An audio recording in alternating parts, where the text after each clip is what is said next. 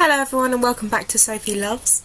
I'm here with a ridiculously ambitious TBR for July, but we'll have a go.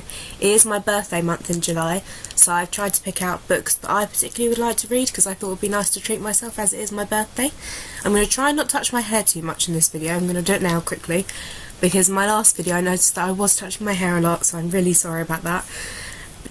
So to start off with, I am reading on Audible at the moment, Uprooted by Naomi Novik. I've just started listening to it and I'm really enjoying it. This is a signed copy which I got from Waterstones, so I'll show you the little signature if I can get to the page. There. I can't remember who is reading it on Audible. I'll let you know, I'll write it in the down bar. But she is really good and her voice is really soft and lovely and easy to listen to. So that is the first book that I am listening to at the moment.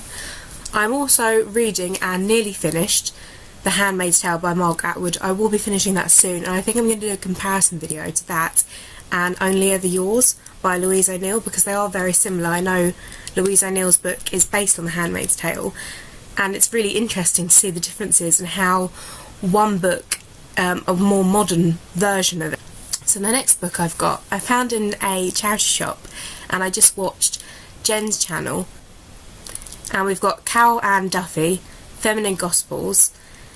It is the Feminist Orchestra's pick for July, so I will be joining in with that and I'm going to do a review on this. I found it in a charity shop for £1. Look at that, how amazing. I picked it up anyway because I thought Carol and Duff enjoy it, because I know that I enjoy a little bit of poetry occasionally. So on a similar theme to that, I've also got Off the Shore, which is a celebration of bookshops in verse by Carol Ann Duffy. This is all different poems about bookshops around in England, I believe. I think, yep, the UK's most loved bookshops, so I'm really enjoying that. I do appreciate a good bit of poetry as I studied it as part of my degree. So we have that, and I'm really excited to get to some poetry this month. Then I have this one, which I got told to read by my friend, but we'll see if I get to it because I've got so many books in this pile.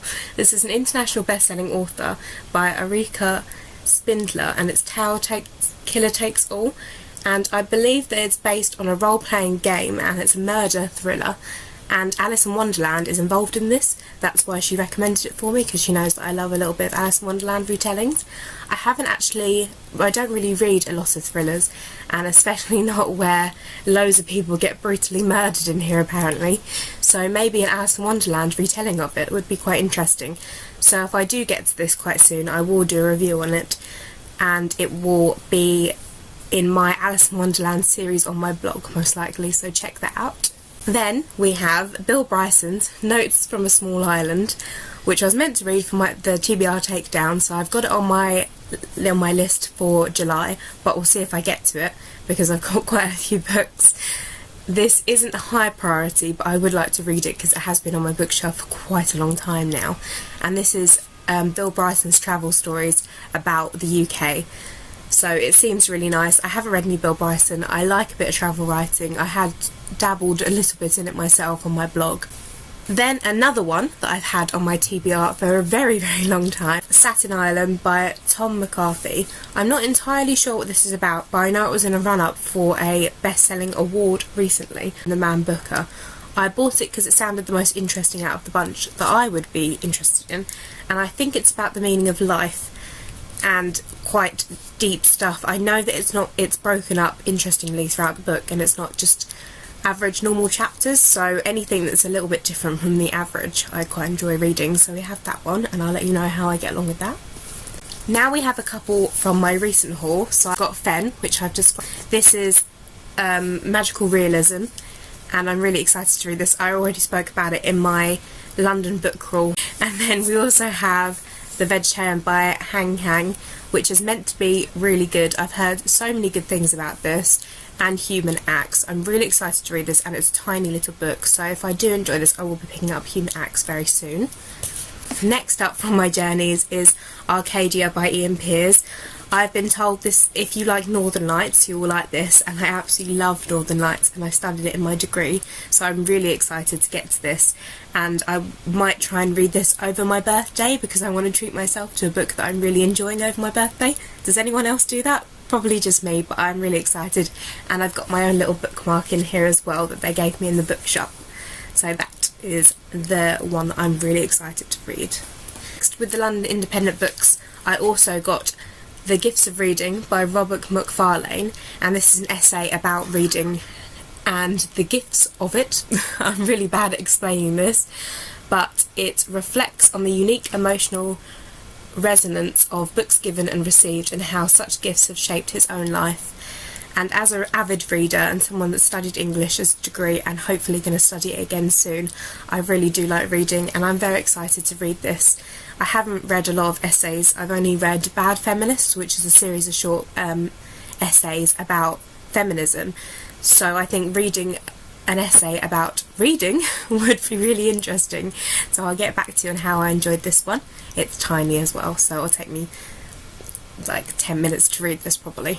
The book we have is our book club pick for my work, and it is Barbara the Slut and Other People.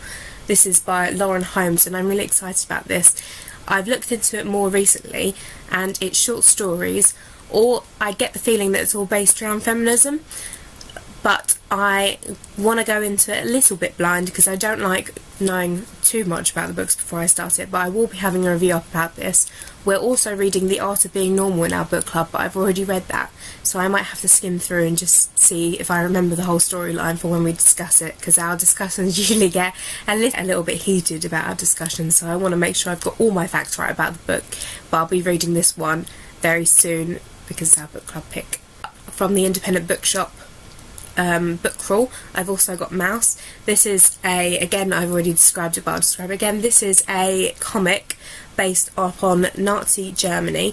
The cats are the Nazis and the mice are the Jewish people. I will be reading this very, very soon again.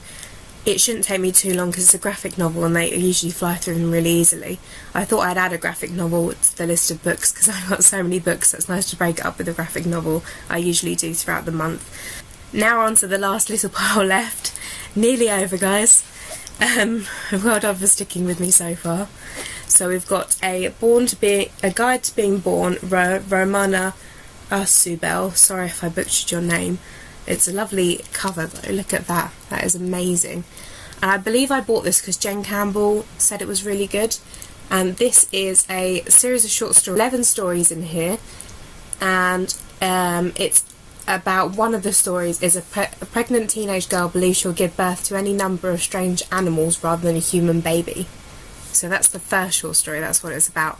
And I think it would just be really interesting. I love a bit of magical realism and I love some short stories to break up all the reading. So I've got a couple of short stories and poetry and some comics now in my TBR for July. So I'm really excited for that. Then I've got another short story book, which is A Portable Shelter by Kirsty Logan. I recently read The Gracekeepers by Kirsty Logan, which I thoroughly enjoyed, and I just recommended it to a friend of mine. This is her short story books, and on the back here it says, "Here are 13 strange stories from one of Scotland's most exciting young writers. Tales of circuses and stargazing, selkie fishermen and domestic werewolves, child-eating witches and broken-toothed dragons." That sounds absolutely fantastical and absolutely amazing. I'm really, really excited to read this, and as I said before, Kirsty Logan's writing style is fantastic. The Gracekeepers, I had it on my shelf for ages and I delayed reading it, and I do not know why, because it was so brilliant and I absolutely love it. So I'm gonna eat this up really soon. Then we have The Girl of Ink and Stars by Kieran Millwood Hargrave. It looked really interesting. I believe this is young adult. This is a spellbinding world of magic, myth and adventure. The story holds you like a labyrinth and won't let you go, is a quote on the back. And I picked it up because the pages are really thick and they're all sort of brilliantly decorated. And we've got some really nice imagery in here. So I'll show you some here. And I really like the layout of the book. To read this, I think it's going to be a really nice quick read, and it looks beautiful. You can't really say no to a book that just looks amazing. So I'll let you know how I get on with that. And the last book very, very excitedly, is A Court of Mist and Fury by Sarah J Maas. I read the first one in this series, I think it's a duology, and I absolutely loved it. This is a Beauty and the Beast retelling. This is a signed copy by the author. I managed to get one in a Waterstones again. There's the signing there. And I'm really excited to read this. I've heard on YouTube, and I've been told that this one is much better than Court of Thorns and Roses. And apparently, if you didn't like Court of Thorns and Roses, read this one anyway, because this is absolutely amazing. And apparently, it's very, very sexual in this book as well. So that should be interesting, because I haven't read a lot of YA where that kind of thing happens. So we'll see how I get along with this, and I'm really excited. It's a bit of a chunky book, but I think I'm going to fly through it. That was all the books. I'll try and pick them all up. So that is my ridiculous TBR for July. I'm going to have to put it down because it's going to fall everywhere. Excited to get into all of these books, and as I said, it is my birthday month, so I want to treat myself and I want to read books that I really, really like to read. If you have any opinions on what I should read first, please let me know, and if you want to hear any reviews about the books that I have been talking about, also please let me know. Thank you so much for watching as usual, and I shall see you all soon. Sorry about the glare on my glasses, it's getting dark outside, it's just started raining, so the glare's going to happen. I'm going to find a way around it one day.